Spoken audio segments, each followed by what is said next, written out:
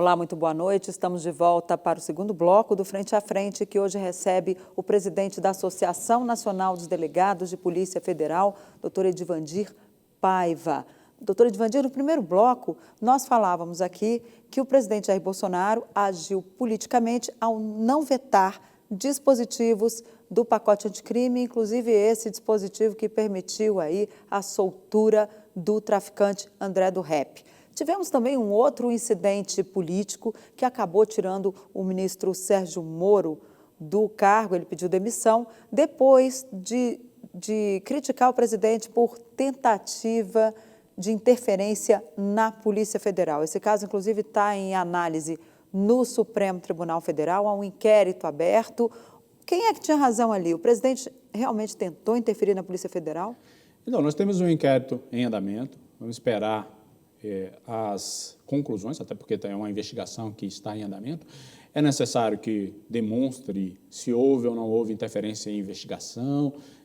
Para nós, a questão, para nós da associação, o mais importante é que a Polícia Federal ainda não está protegida de nenhuma tentativa de intervenção, de influência, de pressão política de qualquer governo. Em vários governos houve algum tipo de episódio dessa natureza e não houve alteração na legislação nenhuma até Por agora. exemplo?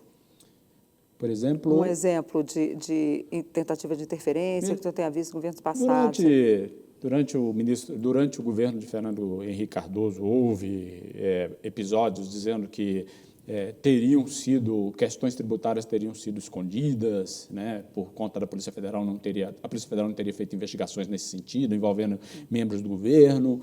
Durante o governo do PT, o ministro Cardoso saiu publicamente dizendo que se recebia pressões da cúpula petista para intervir na Polícia Federal.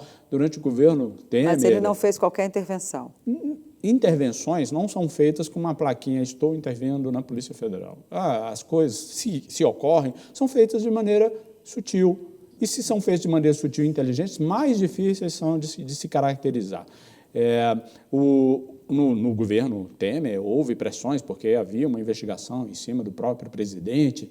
Então, esse ambiente de o governo federal ficar indisposto com a Polícia Federal, ficar insatisfeito com a Polícia Federal, existiu sempre e sempre vai existir, porque a Polícia Federal é um órgão de controle do Estado.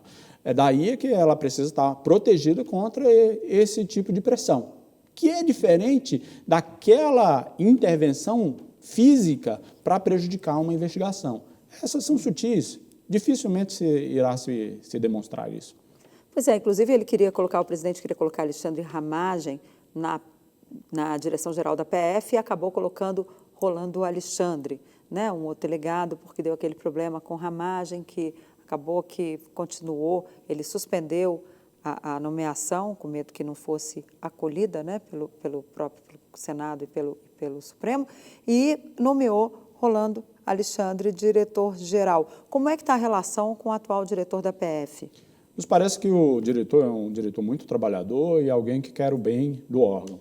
Nós não tínhamos problemas com nomes, nem com o doutor Ramagem. Não havia problemas com o nome. O doutor Ramagem havia sido superintendente da Polícia Federal no Ceará, não chegou a assumir porque o governo requisitou. Ele iria fazer parte da gestão do doutor Valeixo.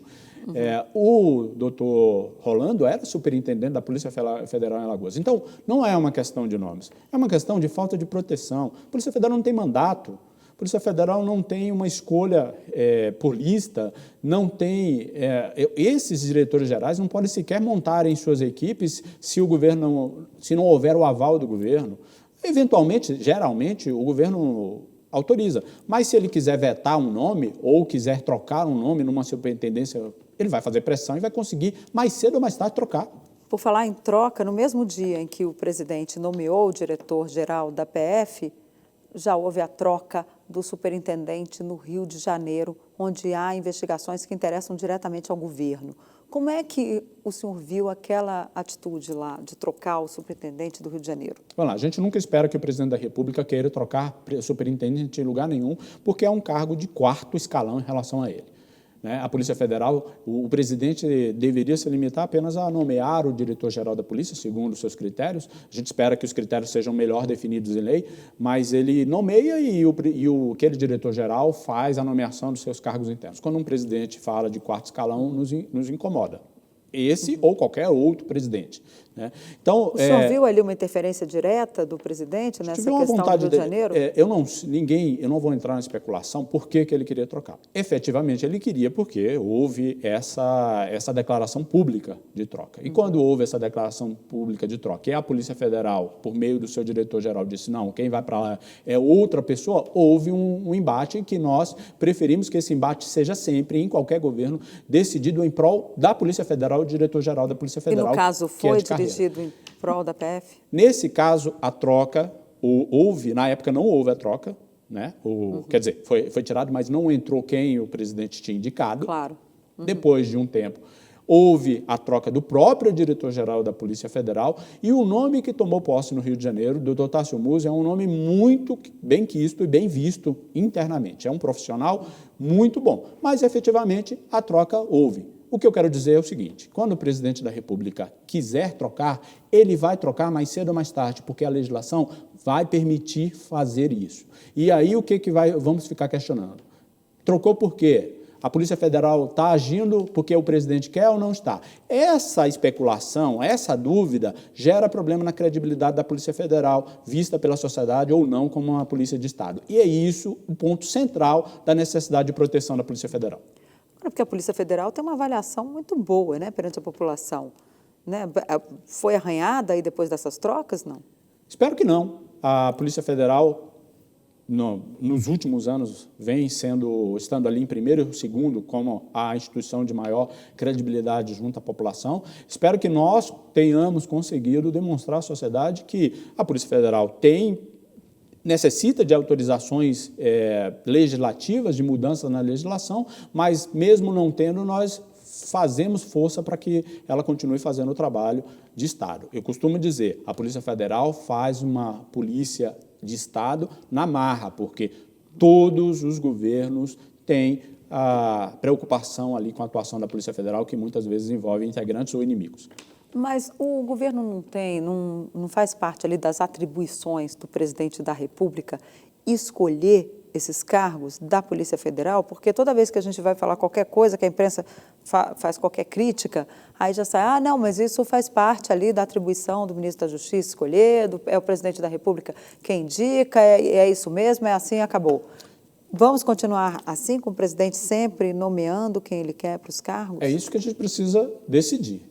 Enquanto o presidente da República puder nomear quem ele quiser e destituir na hora que ele quiser, sem explicar por que está fazendo, nós vamos ter esse tipo de crise.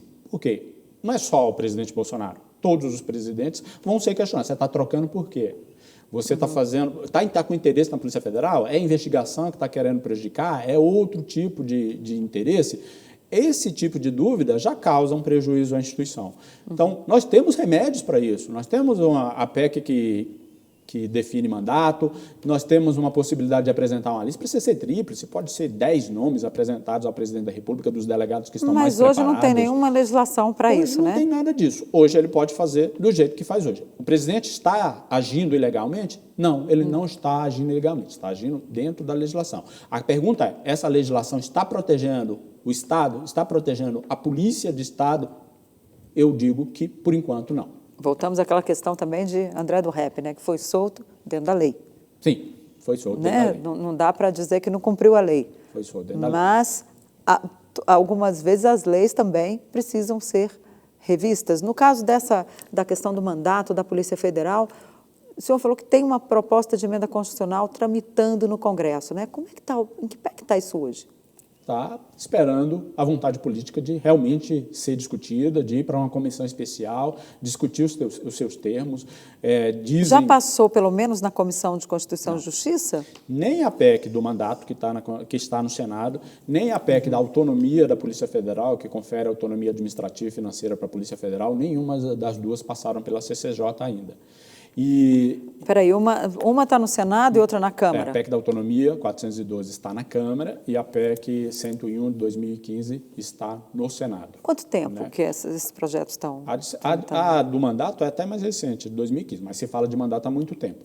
E a PEC da Autonomia da Polícia Federal, a 412, está desde 2009, já são 11 anos no Congresso Nacional. Entretanto, era muito difícil no início fazer um debate muito claro a isso, porque as pessoas ficaram, mas vocês estão querendo uma polícia sem controle, uma polícia que vai ser super poderosa. Só que durante os anos foram tantos episódios de dúvidas sobre intervenções ou não na Polícia Federal, que ficou por A mais B comprovado que a polícia precisa dessa proteção e que é possível fazer essa proteção sem prejudicar nenhum tipo de controle. Pode-se, inclusive, criar aí contratos de gestão com esse diretor com mandato, pode-se criar controles para tirar um diretor que tenha se portado de maneira ímproba. Enfim, há maneiras de dar essa maior autonomia da Polícia Federal sem criar um órgão superpoderoso, porque isso também nem nos interessa. O órgão superpoderoso acaba se desviando. É uma questão, então, de regulamentar, de fazer uma lei bem fundamentada e bem regulamentada, com amarras para evitar que esse superpoder aconteça. Mas não existe hoje um certo receio dos parlamentares em relação à Polícia Federal? A impressão que a gente tem é que desde a Lava Jato, aliás, até antes, se pegar um pouquinho lá desde o mensalão, lá na época do orçamento também já havia algum temor da Polícia Federal, época dos anões do orçamento. Você que é novo, não sabe, mas na década de 80, início da década de 90, teve uma CPI que vários deputados foram caçados por desvio de verba do orçamento da União. Não existe aí um certo receio dos parlamentares em relação à atuação da Polícia Federal? Se os deputados e senadores tiverem receio de um órgão superpoderoso, esse receio é legítimo e eles têm os mecanismos de fazer uma legislação que proteja e, ao mesmo tempo, controle a instituição. Se o receio for de a polícia atrapalhar atuações ilegítimas por parte dos detentores do poder político e econômico, esse receio ele é ilegítimo, ele é equivocado. O Congresso Nacional, o poder político, ele tem que aperfeiçoar a legislação. Não há por que ter uma preocupação. Nesses casos que você demonstrou, não havia a corrupção, não havia o desvio, ou o desvio... Havia e ficou fartamente comprovado em todos eles. O desvio no mensalão, o desvio na Lava Jato é mentira? Não ocorreu? Foi inventado pela Polícia Federal, pelo Ministério Público e pelo Judiciário? Não, eles existiam. Então, esse tipo de receio, se for do órgão superpoderoso, eles têm todos os mecanismos para fazer uma modulação numa legislação que proteja a Polícia Federal, e é isso que nós esperamos dos deputados e senadores. Por falar em modulação, como é que o senhor está vendo essa operação abafa que existe aí, entre aspas, obviamente, a operação abafa, em relação à Lava Jato? Porque a Força-Tarefa de São Paulo acabou. Lá em Curitiba, volta e meia, vem uma tentativa de, espera mais um pouco, vamos colocar ali só mais 6 meses, chega, já durou demais. Vai acabar a Lava Jato? Olha, a Lava Jato como operação é uma operação histórica, ela trouxe resultados, ela descobriu realmente um desvio público, um desvio de conduta de agentes públicos sem precedentes na história brasileira. Então, a Lava Jato como operação é um sucesso, como processo é um sucesso, colocou na cadeia pessoas importantes. Obviamente que no processo você pode discutir se um ou outro assunto foi bem tratado. O que eu vejo nesse momento é que a Lava Jato também se envolveu em problemas políticos, inclusive dentro do Ministério Público. Por exemplo?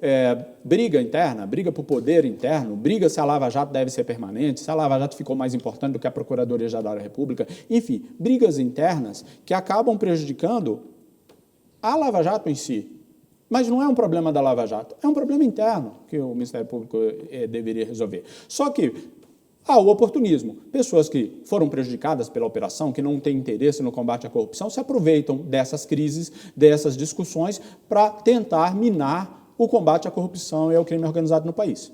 Ou seja, então precisa aí ter uma modulação, então. Tem que ter uma modulação, tem que separar quais são os... A Lava Jato tem que ser permanente? Não sei se tem que ser. A Lava Jato já está, já exerceu o seu papel e não tem que existir um órgão, porque a Lava Jato não é uma instituição. A Lava Jato é uma operação dentro, uma força-tarefa dentro de um órgão. Só que aqui no Brasil a gente simplifica muito com rótulos. A Lava Jato é isso, a Lava Jato é aquilo. O que nós precisamos entender é necessário ainda, essa força-tarefa está funcionando, vamos criar outras, vamos ter outras. O que deve ficar claro para a população é que o combate à corrupção e o crime organizado tem que ser permanente, tem que ter os meios permanentes e tem que estar livre das pressões dos governos, da oposição, enfim, dos detentores do poder político e econômico. Ok, nós vamos para o nosso último intervalo e depois vem o último bloco. Eu espero você, porque ainda tem assunto aqui para a gente discutir, porque o trabalho da Polícia Federal não para e serviço não falta. Voltamos em 2 minutos.